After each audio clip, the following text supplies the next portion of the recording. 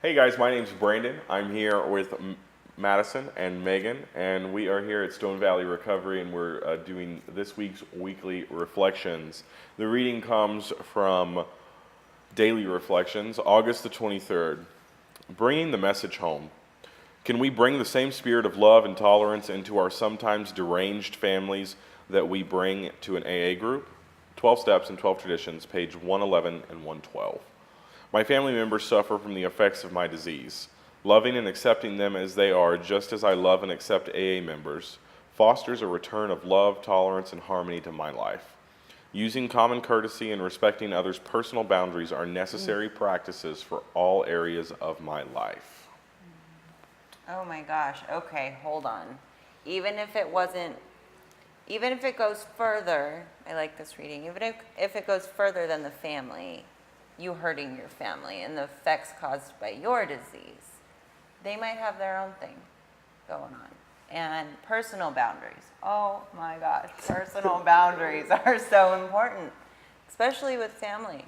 I was just talking to my sponsor about this last week, and it's easy for us to let up on our boundaries when it comes to family because of guilt or shame or trying to make up for past harms or whatever the case might be. We're much more susceptible to let our family members not respect our needs, our wishes, our desires, our boundaries that we lay down half-ass, and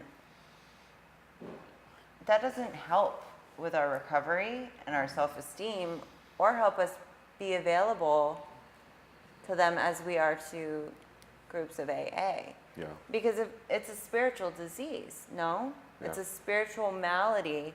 Okay, so when people not in the program and not in the rooms are acting in a way that a dry drunk would act, acknowledging them as a sick friend just acknowledging them as a sick friend and trying to separate who they might be deep down. Yeah. And I'm not God, I can't say who people are. They're not, I'm not really that great at determining that. But separating them from the behavior. Yeah. It's what we're taught in AA. We separate the person from the behavior. So it allows us to be more loving and kind and considerate, And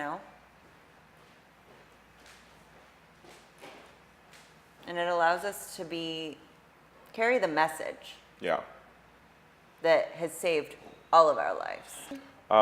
No, I couldn't agree with you more. And the title of the reading was Bringing the Message Home. I can't say that I had too many boundaries when I was drinking. And if I did, I didn't know how to set them and establish them and hold true to those boundaries. Whether it be my family or my friends, or people in the rooms, outside of the rooms, the program of Alcoholics Anonymous today has taught me how to set boundaries. And it's a lot of them when I say them, I feel like I'm being selfish, and I am. That's okay. But it's okay. Yeah. I've been taught that it's okay for me to be selfish today, because if I don't set the boundaries that I need to, no matter what facet of life that they're in, those boundaries are only for me to be a healthier person. Right. And in turn, I can be a better person for the group. Right. I can be a better person for my family, for my friends, and just not return to those old behaviors. You have needs just like everybody else. Exactly. Yeah. So I'm so grateful that that AA taught me first, because before I can set boundaries.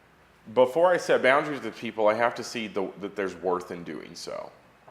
Right. And before I'm able to do that, someone had to tell me that it was worth, and then I have to have some self-worth. I have to, because those boundaries for me are just so that I can have the self-love, and that I see the worth in myself and that it's healthy for me.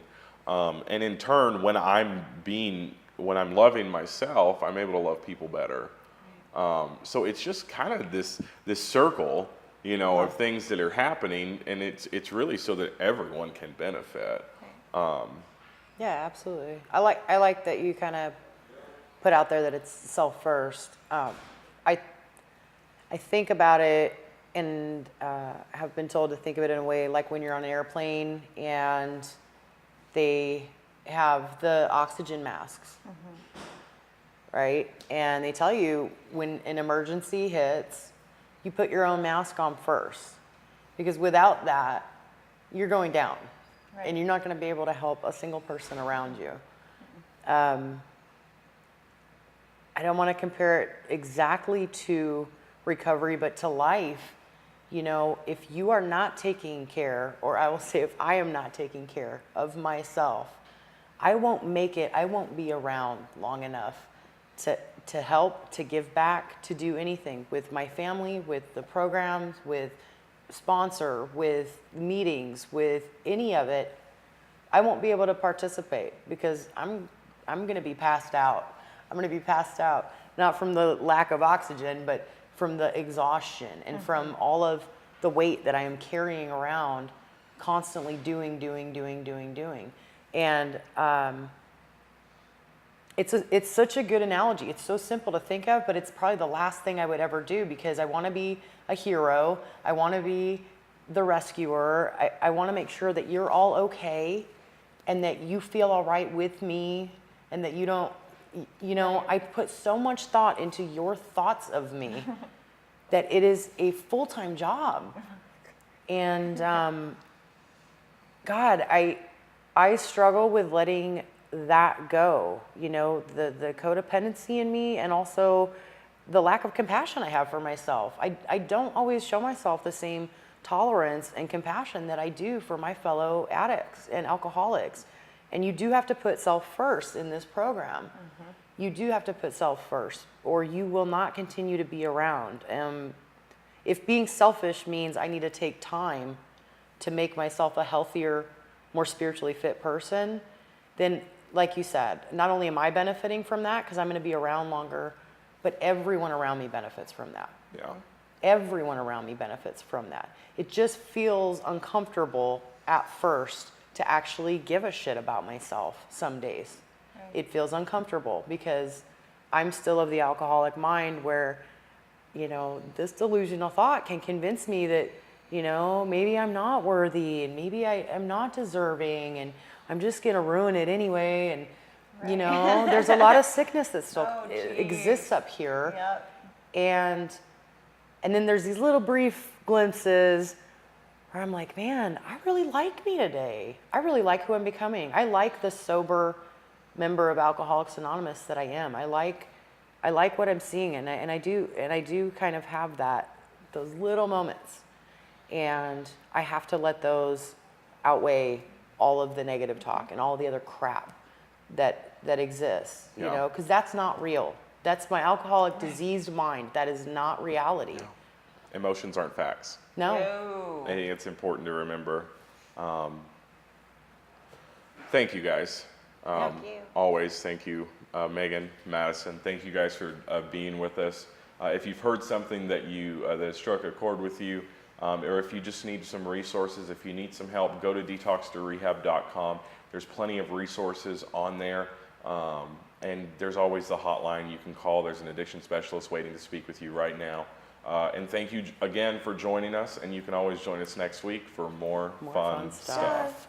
Over